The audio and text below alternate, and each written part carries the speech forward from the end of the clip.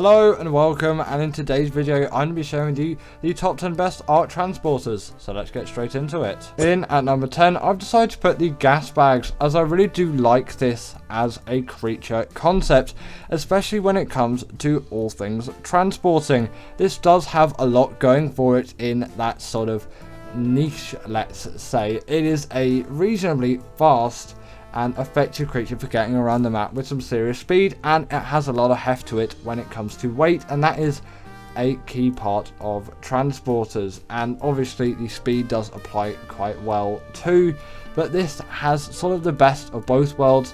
The only reason why it's not particularly high on the list is they can be an absolute pain to tame with them glitching all over the place, and on top of that as well, they can take a little bit of getting used to in terms of flying these things for the first time. I definitely didn't have the best time on recording this B-roll because it was a couple months back when I really didn't fly these things a lot. I think it was a good 6 months back actually when I recorded this.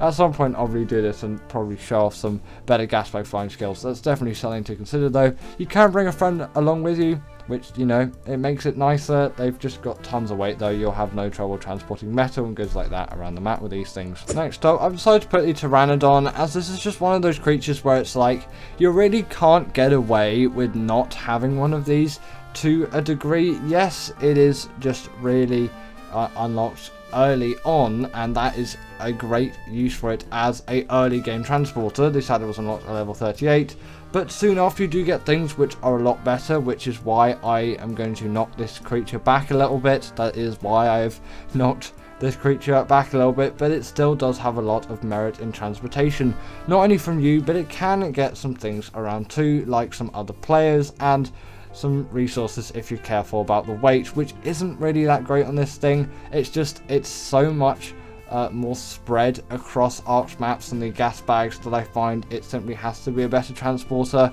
It's got more access and you unlock it way earlier on. Its tame method is way simpler, simply just a bowler and some tranks. So it's another good transporter, but maybe look for something else if you're at a higher level. Next up, I've decided to put the Snow Owl, and this is one of those creatures where it has the gliding ability. Is very easy to tame. It spawns on Fjorda as well as Extinction, so don't get too miffed about the map. Not sure about the Gasbags actually, but I think that might have a Fjorda appearance somewhere along the lines. But yeah, this is mainly an Extinction creature. I usually tame it on Extinction, but you can do it on Fjorda too. It has the gliding ability, which really does just boost it as a transporter.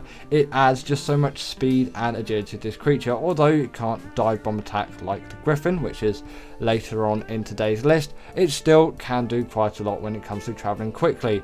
It may not seem like a very fast flyer just going around normally. It's only slightly faster than RG, at least from just observations that I've done. When you do this, it is just such a great flyer and transporter just for all goods. Its weight is very decent too, so is its stamina, and it's got loads of other wide uses too, like this sort of UV, I mean, no, it'll be no, it won't be UV because wrong ray. I'm thinking infrared. There we go. That's heat. UV is that's too high on the electromagnetic spectrum. Sorry, not physics lesson we want here.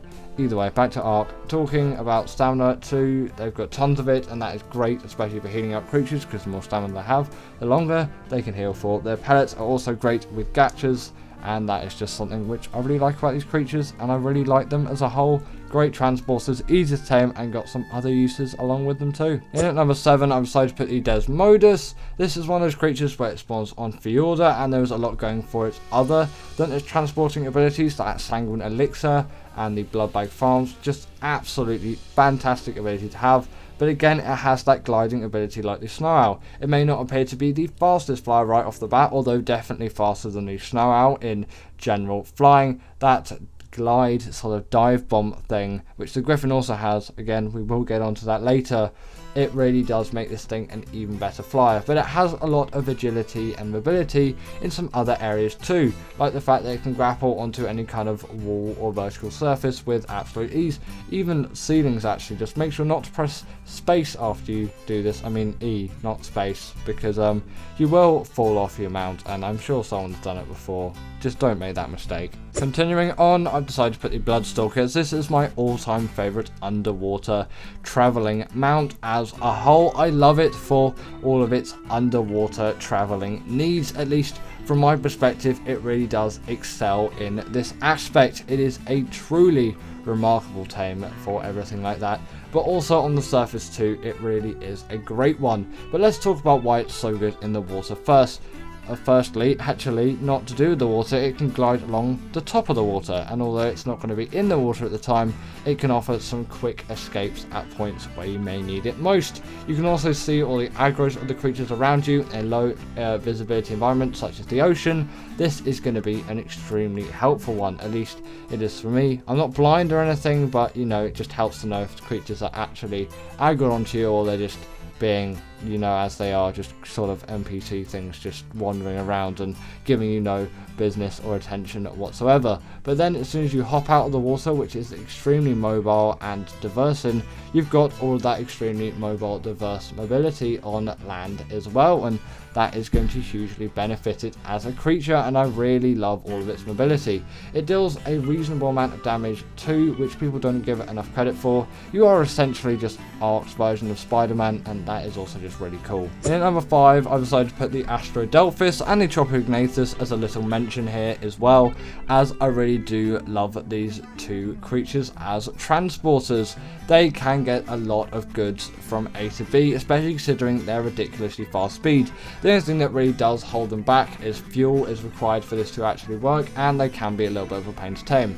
Yes, the both of them. The Astrod Delphustropus, I would say, is maybe slightly harder, definitely more expensive, and the saddle is something which you're going to be spending a lot more time getting up to, but you know, it's still not really the end of the world with a creature like this. You can get quite a significant amount done in terms of, you know, traveling around, and also you can get quite a significant amount done in terms of taming these things, especially on Gen 2, as element is like absolutely everywhere. You can get tons of it in the space biome, you'll have no issues whatsoever. So on that map, they're relatively cheap. I think you can get them on Fielder as well. They definitely do suit the map nicely. I like them for all of that. They are really great creatures, they're really fast. Just be careful about those requirements, because that's probably the only thing that's really going to be holding you back when using a creature like this one. Now, in number 4, I've decided to put the Griffin. Maybe you want to see it higher, but for me, this is where I put it in terms of transporters. It has the dive bomb ability, which can deal tons of damage, sort of as it suggests in a way, but that really does attribute it to being quite a nice flyer. This isn't its default speed, by the way. It's been sped up quite a lot here, as I had this really insanely movement speed cranked Griffin, because yes, I use speed levels, I'm that kind of person, and I really love a fast Griffin. It can get a lot done for me, but even at basic speeds, with that dive bomb, you just get an insane amount of acceleration. It actually really is absurd what you're getting of a creature like this, and in just general PvP terms, they are great PvP creatures, but for PvE use as well, they're one which many players do attribute to some of the best. They are truly great in my opinion. Also for doing wide and trench runs, you're going to have no issues with using something like this. For dealing damage, you're going to have no issues with using something like this, and for transporting goods around the map, considering their great weight and general overall stamina and speed, you're going to have no issues with that whatsoever. In at number 3, I've decided to put the Argent, as I find it's just been in the game for a while, okay? Maybe you think the Griffin is a better transporter, but when it comes to things like metal, crystal and obsidian, little can beat the Argy.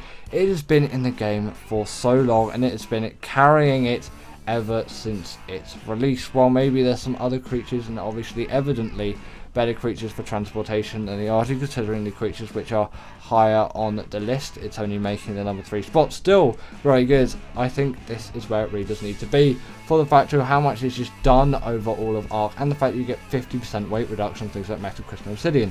It's still an insane thing to me. Yes, I might be still a little bit stuck in the primitive age, but I think it really does deserve a lot more than it's getting these days. I love the RG for all that it offers. Its saddle acts as a portable smithy. You've got a nice regen buff. It can pick up tons of creatures and transport them around the map with genuine ease. You're going to find no issue with using this creature as a transporter. While it may not be the fastest out there, that isn't what it needs to be a good transporter. It can carry hefty loads with absolute ease, and you can get around the place, maybe not in the most timely fashion, but you'll get there safely and reasonably efficiently with a lot of stuff with you. In number 2, I was really thinking about this one, but I'm going to put the Rhino here because it is a very fast, effective flyer, obviously spawning on the island and the Lost Island, but the fact that it can pick up so many kinds of creatures really does make it such a great transporter in my opinion, and this is why it really does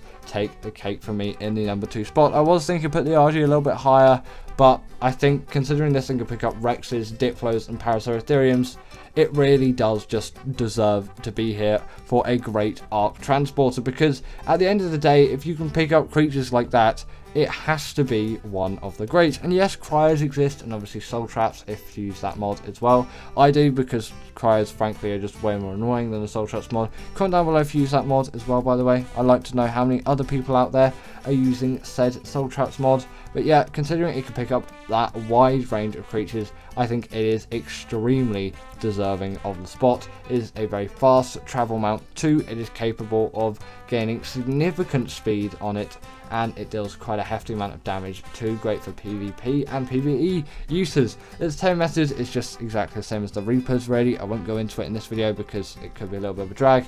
Let's get into the creature in at the number 1 spot. And finally, in number 1, I've decided to put the Mwing, as I really do like this as a general creature in its concept, but also really, is it beaten when it comes to general travel mounts? The Mwing has just such an insane amount of speed to it.